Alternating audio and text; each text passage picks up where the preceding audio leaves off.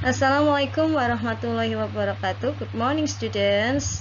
Today we are going to learn about expressing of asking and giving advice ya. Hari ini kita akan mempelajari tentang menanyakan dan memberikan saran ya. Di dua pertemuan sebelumnya kita sudah mempelajari ungkapan dalam menanyakan dan memberikan saran. Hari ini kita akan kembali mempelajari cara memberikan saran ya.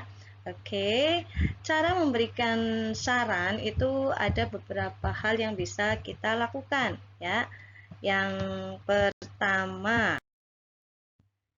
pertama, ya, giving advice by using model auxiliary should and ought to ya.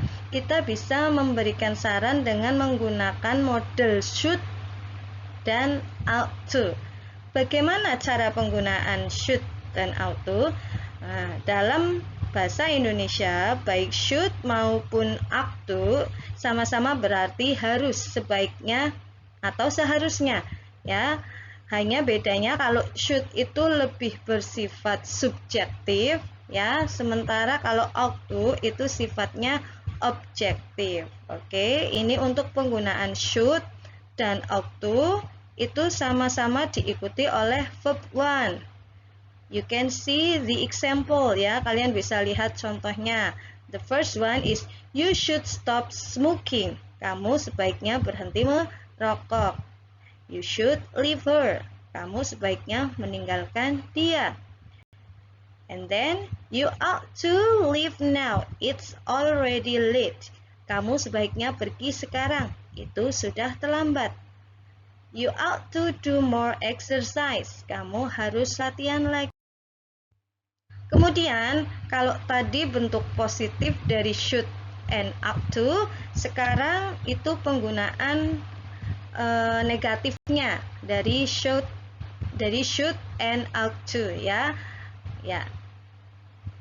Formulanya yaitu setelah should itu diikuti not, baru diikuti verb one. Sementara untuk example-nya, contohnya, you should not leave now. Kamu tidak harus pergi sekarang. Sementara untuk ought to, formulanya itu setelah ought itu diikuti not, baru diikuti to, and then verb one. Oke, contohnya, you ought not to come late. Kamu tidak seharusnya datang And then the second why is by using why don't you. Ya, dalam memberikan saran kita juga bisa menggunakan phrase why don't you ya. Why don't you dalam bahasa Indonesia itu bisa berarti kenapa kamu tidak ya. Kita bisa lihat untuk patternnya atau formulanya itu why don't you diikuti oleh verb 1 kemudian diikuti oleh tanda tanya. Oke, kita lihat contoh kalimatnya. The first one, why you don't read your book? Kenapa kamu tidak membaca bukumu? And then, why you don't go to school today? Kenapa kamu tidak datang ke sekolah hari ini? Jadi bentuknya itu pertanyaan. Jadi kita memberikan saran tapi dalam bentuk pertanyaan. And then the third example, ya, contoh ketiga is why you don't wear that. Kenapa kamu tidak memakai itu? Harapannya dengan mengubah ungkapan itu menjadi pertanyaan itu harapannya agar orang yang kita berikan saran itu dapat melakukan apa yang kita sarankan. And then the third way is by using if I were you. Ya. Jadi langkah atau cara ketiga dalam memberikan saran itu dengan menggunakan frasa if I were you. Dalam bahasa Indonesia, if I were you itu artinya jika aku jadi kamu. Jadi kita memposisikan diri sebagai orang yang meminta saran, ya. Kemudian polanya itu bagaimana? Kita punya dua pola ya. Jika if I were-nya itu di depan, maka if I were you itu diikuti oleh I would plus verb one. Dan untuk yang kedua, apabila if I were you-nya di belakang, maka kalimat diawali dengan I would plus verb one and then followed by I if I were you, ya. Jadi diikuti dengan frasa if I were you. Oke, kita lihat contohnya.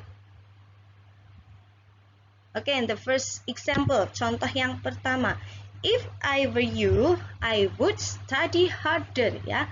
Jika aku jadi kamu, aku akan belajar lebih keras. Kemudian kita lihat contoh yang kedua, ya. I would go now. If I were you, aku akan pergi sekarang apabila aku jadi kamu, ya. Jadi kita memberikan saran tetapi dengan memposisikan diri sebagai orang yang meminta saran, seperti itu. Oke, and then the next, ya, giving advice by using had better. Jadi memberikan saran yang selanjutnya itu dengan menggunakan had better. Ya, ini sifatnya lebih keras meskipun artinya sama dengan yang tadi should dan ought to, tapi kalau had better itu sifatnya itu lebih tegas. Jadi diharapkan orang yang kita berikan saran itu benar-benar melakukan apa yang kita sarankan. Contohnya, you had better not be late. Kamu sebaiknya tidak terlambat. You had better be here before we get dinner. Kamu sebaiknya berada di sini sebelum kita makan malam. Sebenarnya hampir sama sih, cuma sifatnya saja yang lebih. Ya, oke. Sekarang kita lihat di contoh dialog, ya, di contoh penggunaan expression of asking and giving opinion in the dialogue, ya. Kita lihat contoh penggunaan ungkapan menanyakan dan memberikan saran dalam dialog. Oke, ada dialog 1, ya. Oke, itu sudah ada artinya.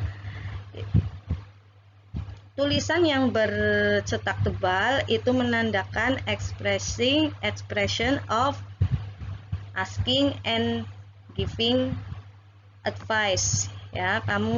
Kalian bisa melihat contoh tersebut, ya,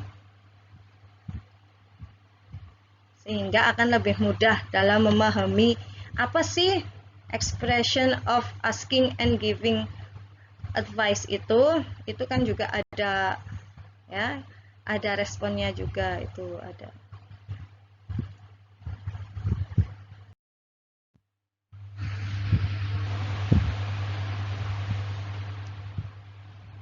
Ini contoh dialog yang kedua. Okay, enough for today. Thanks for your attention. See you next week. Wassalamualaikum warahmatullahi wabarakatuh.